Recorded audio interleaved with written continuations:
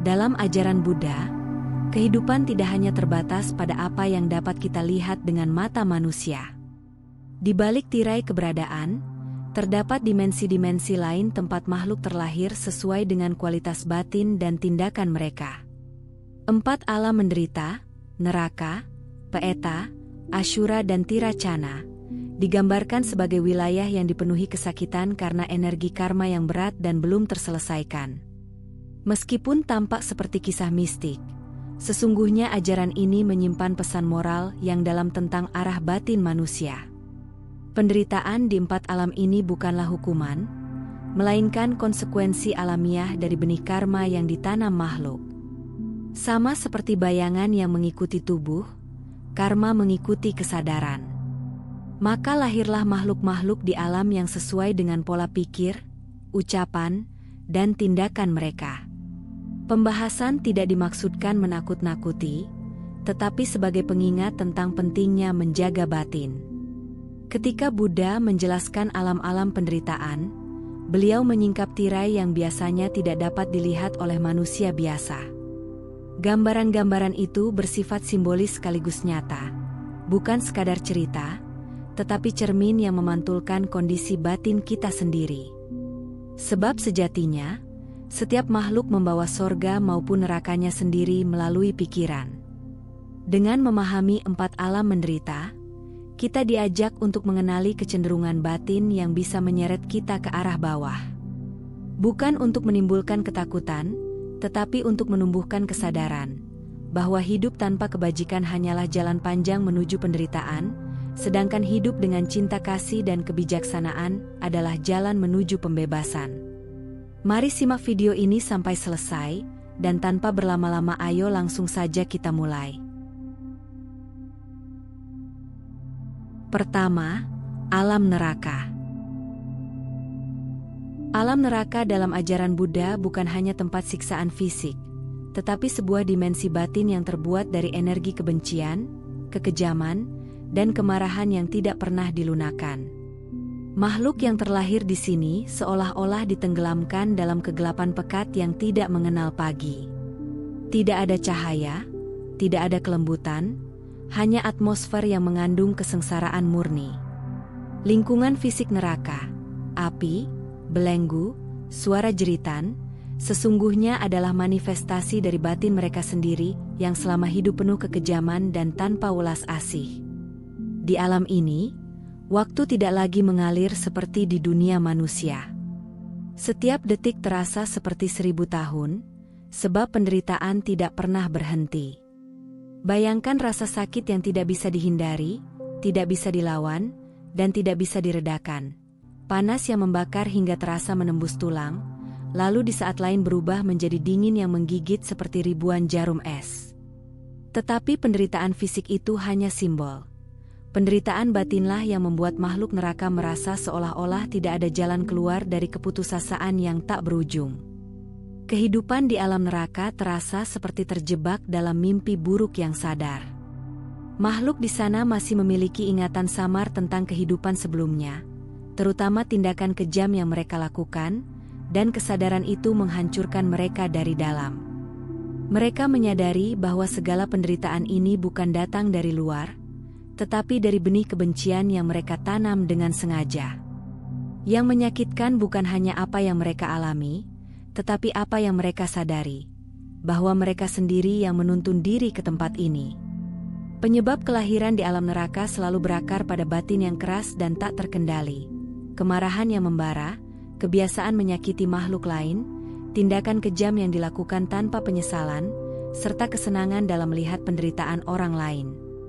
Ketika seseorang hidup dikuasai oleh kebencian yang dalam, ia tidak hanya menyakiti dunia, tetapi membangun nerakanya sendiri. Dan ketika kematian tiba, kesadaran yang dipenuhi api kebencian itu tertarik secara alami ke alam yang sefrekuensi dengannya. Makhluk di neraka merasakan seolah-olah mereka berada di ruang yang tidak memiliki lantai untuk berpijak. Tidak ada udara yang menyegarkan, tidak ada tempat beristirahat. Setiap sisi dipenuhi ancaman dan siksaan. Meskipun mereka tidak memiliki tubuh fisik seperti manusia, Rasa sakit yang dirasakan lebih tajam dan lebih nyata daripada apapun yang pernah dialami manusia. Semua itu bukan hukuman, melainkan proses alami dari karma buruk yang kembali kepada pemiliknya, seperti gema dari teriakan yang pernah mereka suarakan pada makhluk lain. Yang paling tragis dari alam neraka adalah hilangnya harapan. Makhluk di sana sulit merasakan cinta, sulit mengingat kebaikan, dan sulit menemukan kedamaian. Batin mereka terus diliputi pikiran.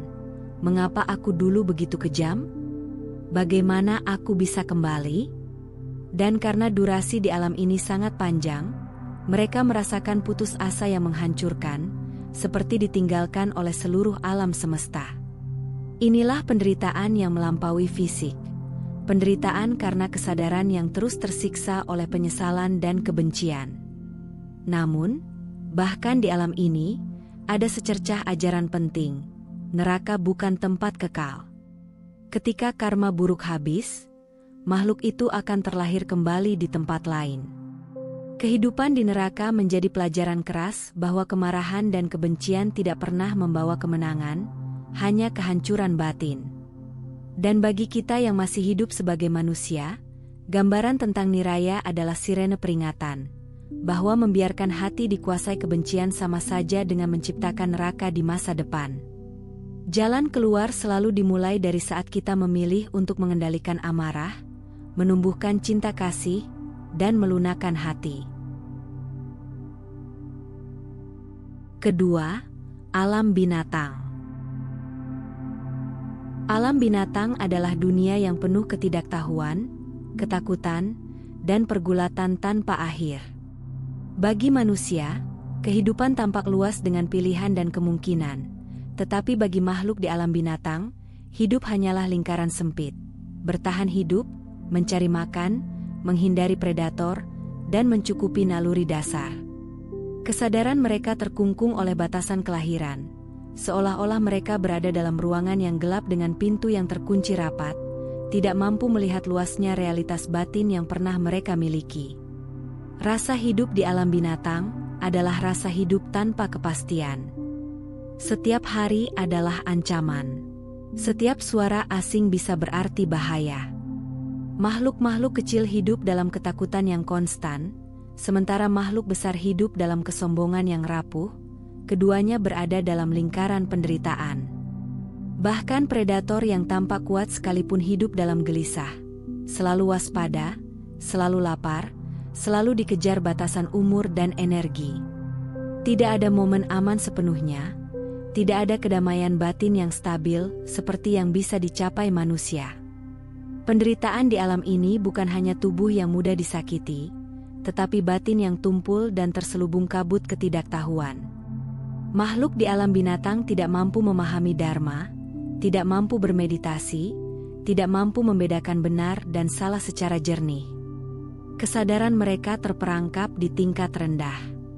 Mereka merasakan sakit, takut, sedih, tetapi tidak mampu memahami makna penderitaan itu atau menemukan jalan keluar. Mereka merasakan dunia seperti mimpi samar tanpa arah. Penyebab seseorang terlahir kembali sebagai binatang berakar pada ketamakan, kebodohan, dan kehidupan yang dikuasai naluri rendah. Dalam ajaran Buddha, ketika manusia hidup tanpa mengembangkan kebijaksanaan, ketika ia hanya memikirkan makan, tidur, bersenang-senang, atau memuaskan keinginan tanpa memperhatikan moralitas, batinnya menurun dan cenderung jatuh ke alam hewani. Begitu pula mereka yang hidup dalam delusi, keras kepala, tidak mau belajar, atau terus-menerus melakukan tindakan bodoh yang merugikan diri dan makhluk lain. Jika batin manusia dipenuhi oleh kebiasaan buruk seperti kemalasan, keserakahan tanpa batas, atau pikiran yang tumpul dan tidak peduli pada kebenaran, maka frekuensi batin itu mulai serupa dengan batin binatang. Ketika kematian tiba, kesadaran yang terikat pada naluri rendah itu secara alami mencari tempat yang selaras dengannya, dan jatuhlah ia ke alam binatang. Bukan karena dihukum, tetapi karena batinnya telah berubah menyerupai makhluk hewani. Hidup sebagai binatang juga berarti kehilangan kesempatan untuk menciptakan karma baik secara sadar. Meskipun mereka juga memiliki benih kebajikan, namun sangat sulit bagi mereka untuk melakukan tindakan baik dengan niat penuh kesadaran. Maka perjalanan spiritual mereka terhenti untuk sementara waktu, seperti seseorang yang tersesat dalam hutan lebat tanpa peta. Kesadaran yang dulu mungkin luas, menjadi sempit, kebijaksanaan yang dulu mungkin hadir, menjadi tertutup oleh kabut ketidaktahuan yang tebal. Namun, alam binatang juga menjadi peringatan bagi manusia, bahwa hidup mengikuti naluri tanpa kebijaksanaan hanya akan membawa kita pada bentuk kehidupan yang lebih sempit. Ketika manusia hidup tanpa disiplin batin, tanpa sila, tanpa welas asih, ia berada di jalan yang menurun.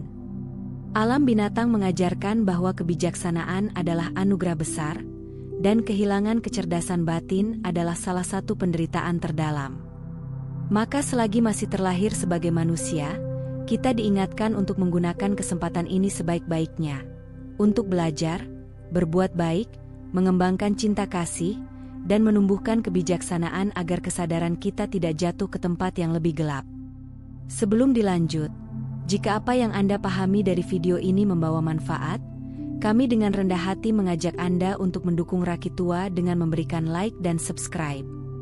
Jangan lupa bagikan juga kepada sahabat, keluarga, dan orang yang Anda sayangi, agar semakin banyak yang mendapatkan inspirasi dari ajaran Buddha. Anda pun bisa meninggalkan komentar positif sebagai wujud semangat dalam menebarkan kebaikan. Bagi Anda yang ingin mendukung lebih jauh, silakan berlangganan atau memberikan donasi melalui saweria yang tercantum pada deskripsi video ini. Setiap dukungan Anda akan sangat berarti untuk terus menghadirkan dhamma yang menyejukkan hati. Mari terus telusuri ajaran yang sangat berharga ini, karena kami yakin pesan ini akan sangat berguna bagi Anda di kemudian hari. Ketiga, alam hantu.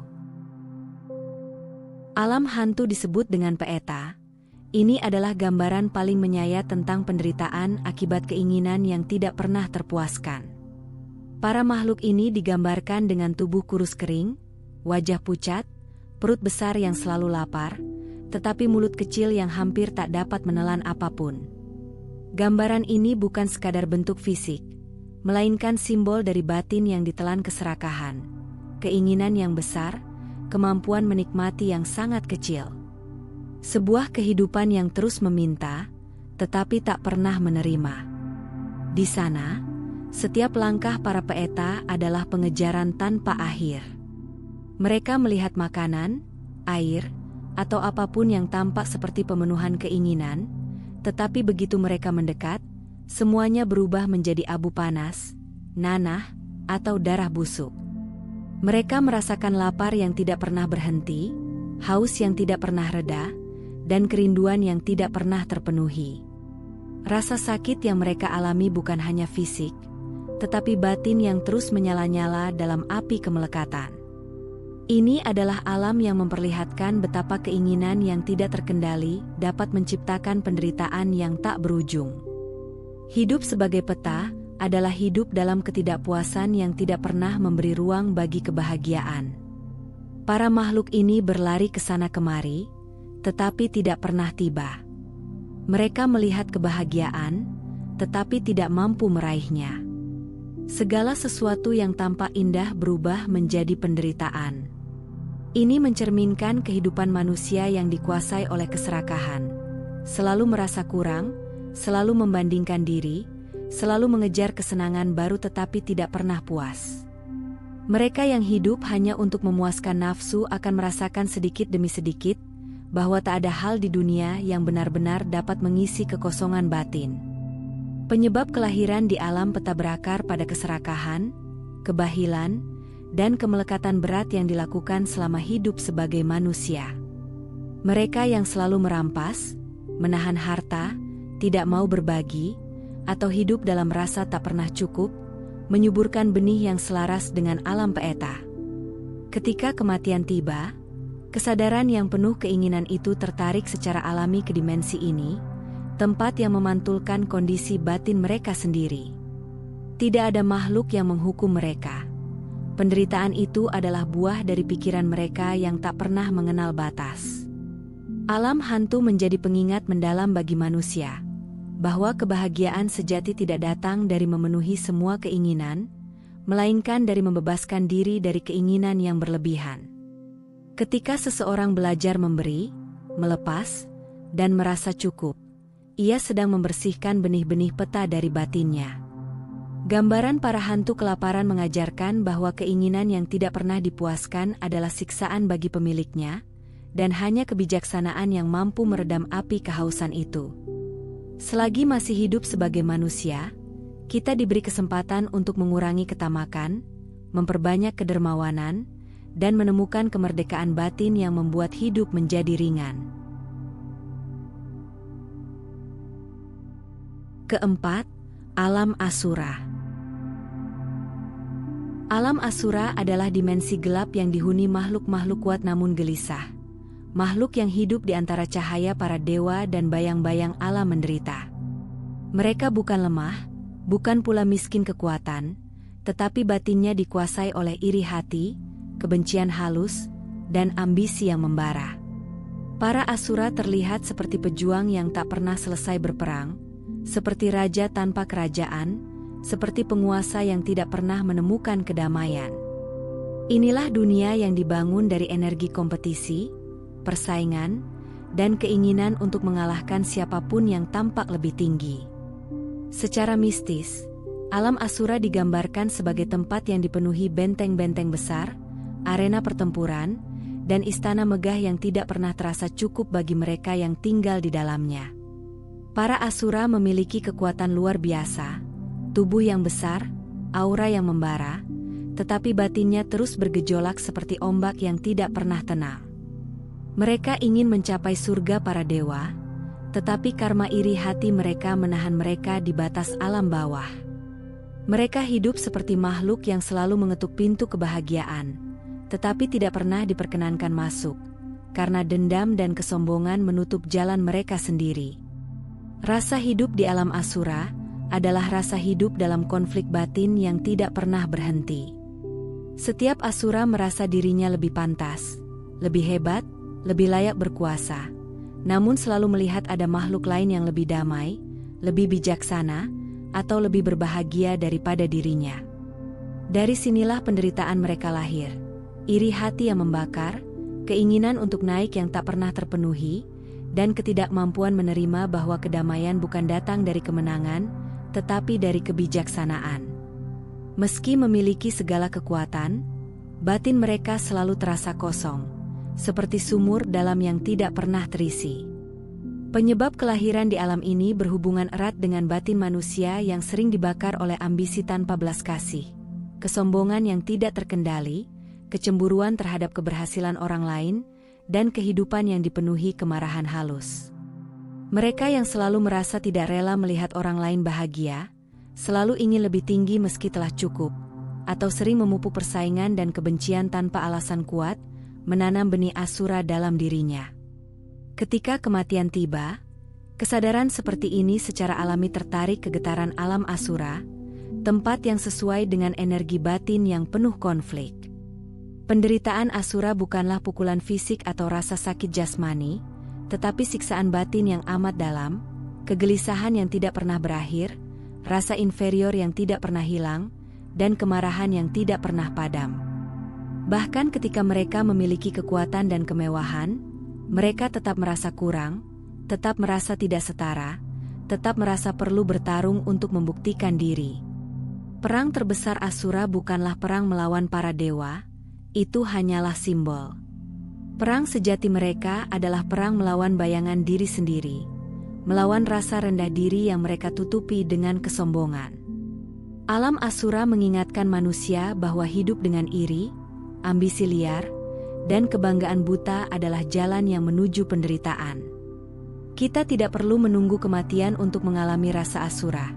Ketika hati kita tersiksa karena iri, ketika kita marah melihat kebahagiaan orang lain, ketika kita memaksakan ambisi hingga tidak ada ruang untuk ketenangan, saat itu kita sudah mencicipi kehidupan Asura. Ajaran ini mengajak kita untuk memurnikan batin, menumbuhkan welas asih, mengurangi kesombongan, dan belajar menerima diri apa adanya. Sebab kedamaian bukan berada di puncak kemenangan, tetapi di kedalaman hati yang bebas dari iri dan kebencian. Ajaran tentang 4 alam menderita bukan sekadar kisah kosmologi Buddhis. Ini adalah peta batin manusia. Ia mengajarkan bahwa penderitaan tidak datang dari luar, tetapi dari kualitas batin yang tidak dijaga. Ketika seseorang belajar mengenali akarnya, kebencian, keserakahan, iri hati, dan kebodohan, maka ia sedang berjalan keluar dari kegelapan menuju cahaya. Memahami 4 alam menderita seharusnya tidak membuat kita takut, tetapi sadar. Sadar bahwa setiap tindakan kecil memiliki konsekuensi besar. Sadar bahwa kemarahan, keserakahan, dan kebencian bukan hanya merusak orang lain, tetapi menjerumuskan diri kita sendiri. Sadar bahwa jalan keluar selalu ada melalui sila, samadhi, dan panya. Dalam kesadaran itu, kita dapat memilih jalan yang menuntun keluar dari penderitaan. Kita memilih membangun cinta kasih dibanding kebencian. Memilih kemurahan hati dibanding keserakahan. Memilih kebijaksanaan dibanding kebodohan. Setiap pilihan itu membuka pintu menuju kelahiran yang lebih tinggi, bahkan menuju pembebasan. Akhirnya, 4 alam menderita menjadi pengingat bahwa kehidupan adalah perjalanan batin. Semakin kita mengenali diri, semakin kita mampu melampaui penderitaan. Semoga kita semua menapaki jalan yang membawa kedamaian, kebajikan, dan kebebasan sejati, meninggalkan kegelapan 4 alam menderita menuju terang Dhamma yang membebaskan. Jika video ini bermanfaat, jangan lupa dukung kami dengan cara berikan like dan subscribe, bagikan kepada teman dan orang yang kamu sayangi, dan jangan lupa tinggalkan komentar yang positif. Kamu juga bisa berlangganan untuk mendukung kami, atau berdonasi melalui saweria yang tercantum pada deskripsi video ini. Cukup sampai di sini dulu video kali ini. Mari bersama Rakitua, membina diri di jalan Buddha dan semoga semua makhluk hidup berbahagia.